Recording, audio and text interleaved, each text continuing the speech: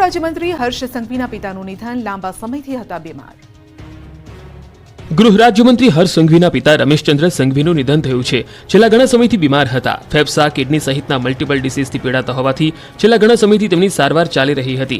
કેટલાક દિવસોથી તબિયત વધુ ખરાબ થતા તેમને સુરતની એક ખાનગી હોસ્પિટલમાં સારવાર માટે ખસેડવામાં આવ્યા હતા, જ્યાં સારવાર દરમિયાન તેમનું નિધન થયું હતું। તેમની અંતિમ યાત્રા તેમના નિવાસસ્થાને ધરમ પેલેસ પાર્લે પોઈન્ટથી નીકળી હતી। ઉમરા રામનાથ ઘેલા સ્મશાને અંતિમ સંસ્કાર કરાયા। અંતિમ સંસ્કારમાં મોટી સંખ્યામાં લોકો જોડાયા હતા।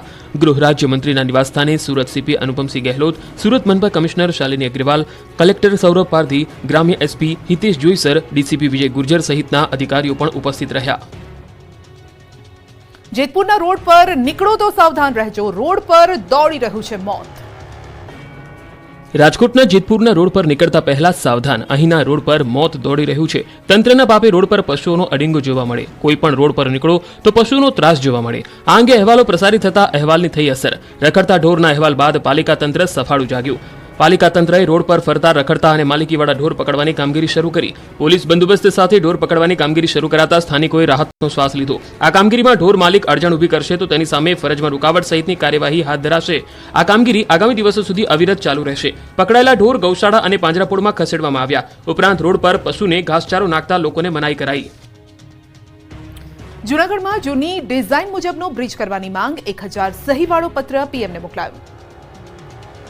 જૂનાગઢને મળેલા પ્રથમ ઓવરબ્રિજને લઈને વિવાદ વકર્યો છે। તંત્રએ બ્રિજની ડિઝાઇન બદલી નાખતા હવે સ્થાનિકો મેદાનમાં આવ્યા। સ્થાનિક તંત્ર, ધારાસભ્ય, સાંસદ અને સીએમને રજૂઆત કર્યા બાદ પણ બ્રિજની ડિઝાઇનમાં કોઈ ફેરફાર નહીં થતા રોષ ફેલાયો છે। ત્યારે લોકોએ 1000 સહીવાળો પત્ર પીએમને લખીને જૂની ડિઝાઇન પ્રમાણે ઓવરબ્રિજ બનાવવાની માંગ કરી। પહેલા એચ આકારની બ્રિજની ડિઝાઇન હતી, પણ 2.5 વર્ષ બાદ પદાધિકારીઓ બદલાતા જૂનો ઠરાવ રદ કરી નવી ડિઝાઇન પ્રમાણે એસ આકારના બ્રિજને મંજૂરી આપતા વિવાદ વકર્યો છે।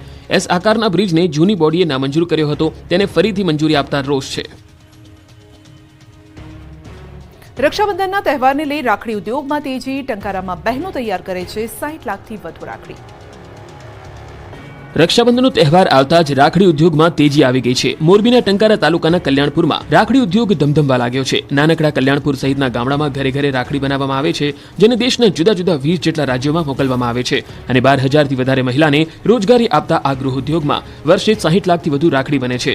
₹2 થી લઈને ₹100 સુધીની રાખડીઓ અહીં બનાવવામાં આવે છે। વાર્ષિક 35 કરોડ જેટલા ટર્નઓવર ધરાવતો આ ઉદ્યોગ મહિલાઓ માટે આશીર્વાદરૂપ છે। જુદા જુદા 16 જેટલા પ્રોડક્શન હાઉસ સહિત 40 કિલોમીટરની આસપાસના ગ્રામીણ વિસ્તારની 12,000થી વધારે મહિલાઓ દ્વારા અવનવી રાખડીઓ બનાવવામાં આવે છે, જેમાં જુદા જુદા રાજ્યોમાં જે પ્રકારે ચલણ હોય તે મુજબની ભાતભાતની રાખડીઓ અહીંયા બનાવવામાં આવે છે, જેમાં મુખ્યત્વે સ્ટોન, ડાયમંડ, મેલોમાઇન સહિતની રાખડીઓ બનાવવામાં આવે છે। કલ્યાણ પર, સવાડી, સરાયા, હરબટિયાળી સહિતના 40 કિલોમીટર સુધીના જુદા જુદા ગામોમાં ગૃહ ઉદ્યોગની જેમ રાખડીઓનું ઉત્પાદન કરવામાં આવે છે, જેથી કરી મહિલાઓને ઘરે બેઠા જ રોજગારી મળી રહે છે। ગૌ માતા પર થતી હિંસાને રોકવા છત્તીસગઢમાં રાયપુરમાં ગૌ સત્યાગ્રહ, કોંગ્રેસના કાર્યકરોએ રેલી કાઢીને કર્યું વિરોધ પ્રદર્શન। મોટી સંખ્યામાં માનવ મહેરામણ ઉમટી પડતા પોલીસ તૈનાત કરાઈ। ઉત્તર પ્રદેશના સહારનપુર પોલીસની દિલધડક કાર્યવાહી, પોલીસે ગૌ તસ્કરોને દબોચ્યા। પોલીસ સાથેની મુઠભેડમાં 2 ગૌ તસ્કર થયા ઘાયલ। સામસામા ગોળીબારમાં 2 તસ્કરને પગમાં વાગી ગોળી। નરેશ પટેલ અને જયેશ રાદડિયા વચ્ચે કથિત કોલ્ડ વોરને લઈ ઇફકોના ચેરમેન દિલીપ સંઘાણીનું નિવેદન, કહ્યું બંને નેતા સમાજના અગ્રણી, બંને પોતાના સ્થાન પર સર્વોચ્ચ છે, બંને નેતાઓને હું વ્યક્તિગત રીતે સમજાવીશ। સુરેન્દ્રનગરના વઢવાણમાં કોંગ્રેસની ન્યાય યાત્રા યોજાઈ। કોંગ્રેસના દિગ્ગજ નેતા અને મધ્યપ્રદેશના પૂર્વ મુખ્યમંત્રી દિગ્વિજયસિંહ જોડાયા ન્યાય યાત્રામાં। દિગ્વિજયસિંહે કોલકાતા રેપ કાંડ સહિત અનેક મુદ્દે ભાજપ સરકાર પર કર્યા પ્રહાર। કોંગ્રેસના ધારાસભ્ય જિગ્નેશ મેવાણીએ જમીન સહિતના પ્રશ્નો અંગે સુરેન્દ્રનગર જિલ્લા કલેક્ટરને કરી રજૂઆત। જમીન તાંછડી, જમીન અને લેન્ડ ગ્રેબિંગ અંગેની અરજીઓ અંગે કલેક્ટર સાથે કરી ચર્ચા।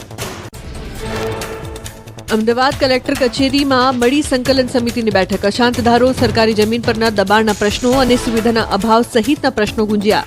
દરિયાપુરના ધારાસભ્ય કૌશિક જૈને અશાંત ધારાના પ્રશ્નનો મુદ્દો ઉઠાવ્યો। જમ્મુ કાશ્મીરમાં યોજાનારી વિધાનસભા ચૂંટણીને લઈ સ્થાનિકોમાં ઉત્સાહ। રાજૌરીમાં લોકોએ વિધાનસભાની ચૂંટણીને આપ્યો આવકાર। રાજ્યમાં આગામી 18 સપ્ટેમ્બરે યોજાશે વિધાનસભા ચૂંટણી। બનાસ ડેરીની વાર્ષિક સાધારણ સભામાં પશુપાલકો માટે લેવાયો મહત્વનો નિર્ણય। પશુપાલકોને આ વર્ષે કિલો ફેટે ₹989નો અપાયો ભાવ। સાધારણ સભામાં ₹1973 કરોડ આપવાનો ઐતિહાસિક નિર્ણય। હીરા ઉદ્યોગમાં મંદીના માહોલ વચ્ચે રત્ન કલાકારો સાળંગપુર દાદાના શરણે ડીજેના તાલ સાથે બોટાદથી સાળંગપુર સુધી નીકળી પદયાત્રા. હીરા બજારમાં આવેલી મંદીમાંથી ઉગારવા દાદાને કરાઈ પ્રાર્થના.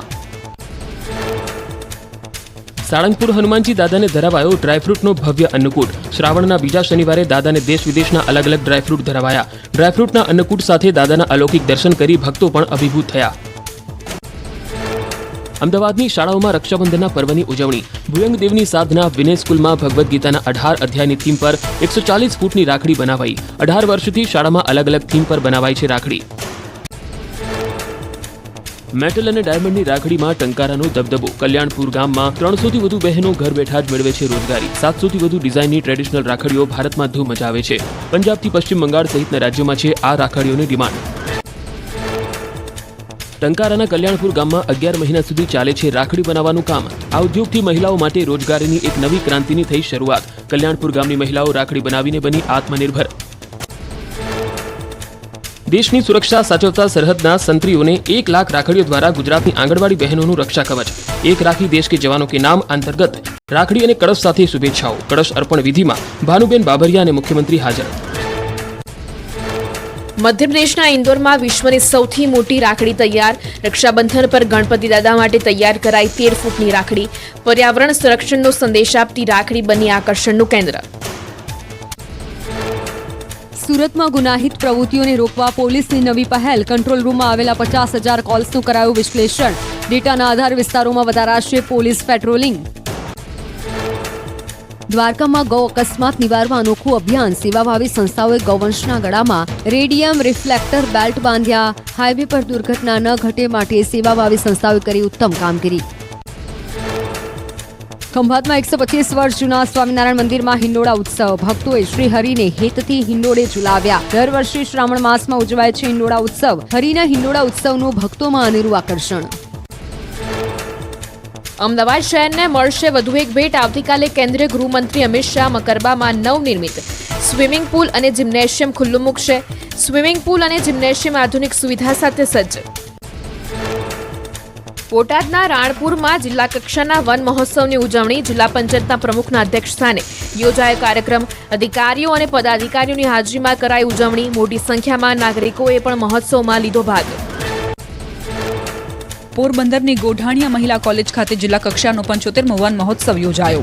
એક પેડ માં કે નામ અભિયાન અંતર્ગત કરાયું વૃક્ષારોપણ. ધારાસભ્ય અર્જુન મોઢવાડિયા સહિત જિલ્લાના અધિકારીઓ રહ્યા ઉપસ્થિત.